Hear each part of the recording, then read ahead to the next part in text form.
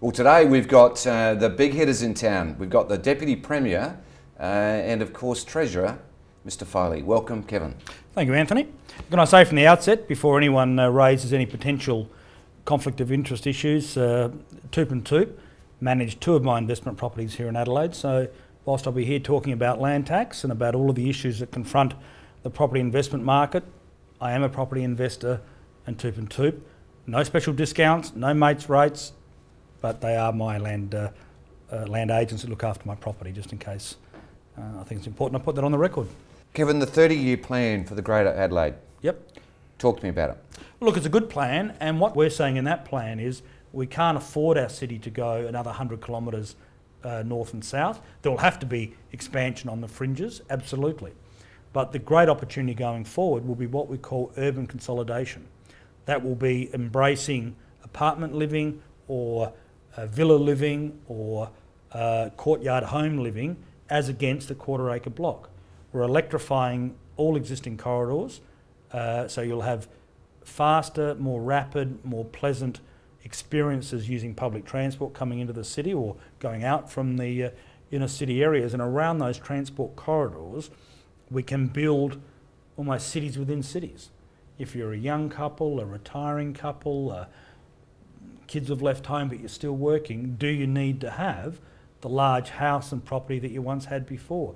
Could you embrace a more urban environment where you have your restaurants, cafes, pubs, libraries, recreational facilities embraced around some form of apartment living?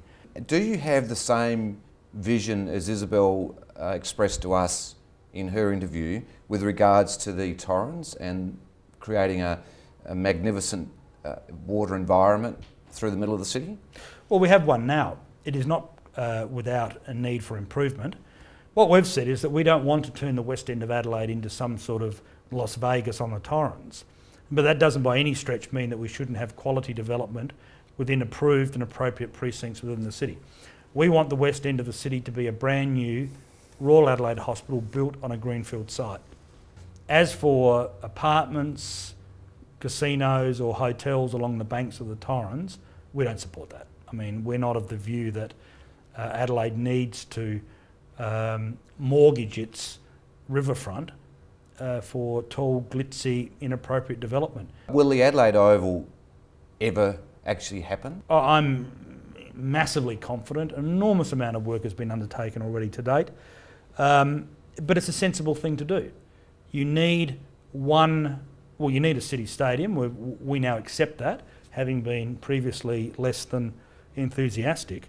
But I can say as a treasurer, Adelaide Oval could be upgraded for less than $500 million.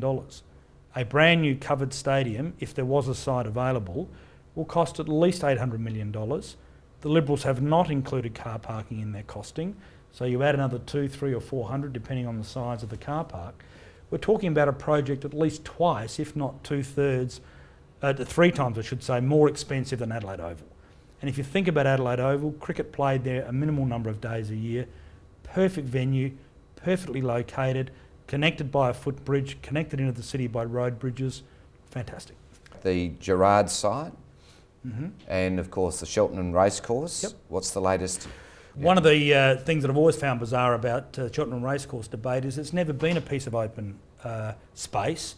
It has been a racecourse surrounded by a wire fence with barbed wire on the top keeping people out. You couldn't kick a footy, throw a frisbee, have a barbecue.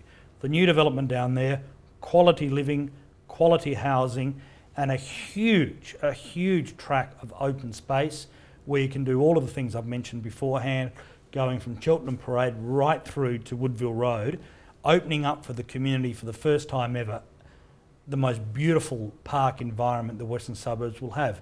As for the Bowden site, the most exciting residential site in Australia, we're running electrified rail as well as the tram corridor down to it.